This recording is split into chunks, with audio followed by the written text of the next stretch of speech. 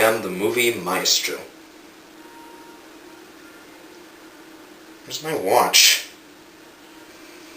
If there's one film director around the time period of these videos' creation that's getting a great deal of press, well, actually it's pretty hard to pinpoint it down to just one, but certainly one of note would have to be Christopher Nolan. He and his brother Jonathan are responsible for writing scripts for well-known films, and Christopher has directed them, and it's resulted in several films that have become very popular over the course of time, some instantly. But in this case, it's not the kind that I think most of you are thinking of. In this case, it's one of his earliest films, and certainly one of his most confusing. Yes, even more confusing than the obvious one, which would be Inception. In this case, I'm talking about the 2000 movie Memento. If you thought that movies can sometimes be convincing in the world of crime dramas, then you've probably seen nothing yet if you haven't seen Memento. This film is almost entirely driven by its confusing plot, which is made that much more confusing by the fact that it's all told within the mind of its main character, who is very mentally unstable due to a certain condition that he has. The story centers around Leonard, played by Guy Pearce, and he has a problem. He suffers from a special type of amnesia that prevents him from being capable of remembering anything that happened after the incident that led to his head injury. And so he continually tries to locate the person who is responsible for that blackout that led to his injury, as well as the supposed murder of his wife. The only problem is, because of his memory incapabilities, ineptitude rather, he finds it very difficult to keep focus, and oftentimes things suddenly happen when he has no idea what came beforehand that led to it. And the film takes advantage of that by actually playing it like it would be inside his head. As the pieces start adding together, though, things do gradually make more sense.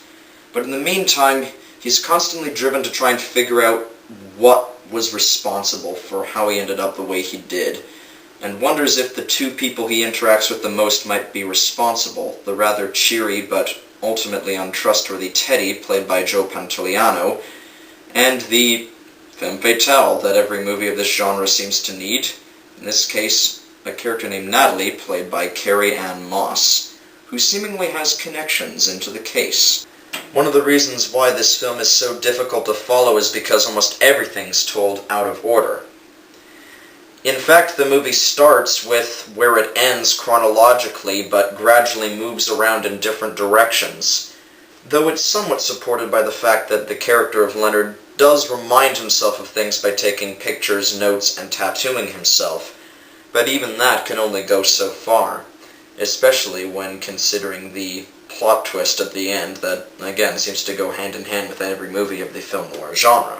As complicated as the plot is and the way the story is told, the film does have its own method of trying to make it a little easier for the viewing audience. For instance, everything that goes on out of chronological order, that is to say, with each succeeding scene that moves backwards in time, it is shown in color, whilst anything that moves forward in time towards where the color scenes start is shot in black and white, much like that of most old-time film noirs. It's very clever in that way, and it does ease the viewing experience to a point. But with that said, that doesn't distract from the fact that it is one of the most complicated films that's probably ever been created, not just for its genre. Though, admittedly, Christopher Nolan would arguably beat that out with another certain triumph. Interestingly, this film has quite a lot going on, but in spite of that, so little at the same time. And ultimately, when the big reveal towards the end of the picture comes along, it totally turns everything around backwards regarding the way the audience was supposed to feel about the character. And Guy Pearce's performance is very effectively dramatic, and he really pulls off the confusion. Though, admittedly, he doesn't seem quite at home in the dramatic as much as the comedic, but maybe that's just me comparing him to one of my personal favorite comedic characters that he has played. However, he does do a pretty okay job, especially considering how the character is written, and it's surprising he can pull it off at all. Joe Pantoliano very effectively portrays that kind of best friend type character that you're not sure you can trust. And Carrie-Anne Moss as Natalie is okay, though admittedly there is one particularly stereotypical femme fatale scene that seems a little odd, but I guess I can sort of let that slide. It's the closest thing to a major flaw that I can point out with this movie. With this level of complication, though, it's kind of easy to suspect that it might not be the kind of movie that would be very easily accessible, and indeed, I can't say that it is. For anybody who's looking for a film that is easy to follow, this is definitely one to avoid. But for anybody who's interested in how Christopher Nolan started entering the mainstream, for one thing, or for another who would like to find a movie that really challenges the perception of reality, again, particularly towards the end, this is where to look. And indeed, it's kind of fun pointing out some of the story aspects that would become very prevalent in several other Nolan films that would follow in the upcoming years. Though I can't call this movie 100% flawless, I will say that this is a very intriguing film in many respects. It's pretty well written, the direction's interesting, the cinematography and especially the editing do a great job adding to the confusion and the tension, and the color schemes do soften the blow to a point, but still make it very provoking in many ways. Also, the type of backstory that they give to another character that Guy Pearce's character, Leonard, was supposedly a client for is interesting too. And again, it becomes particularly interesting towards the end. Even the ending, though, is somewhat ambiguous, because even then it's hard to figure out what even is truth, because everything goes around in a complete circle.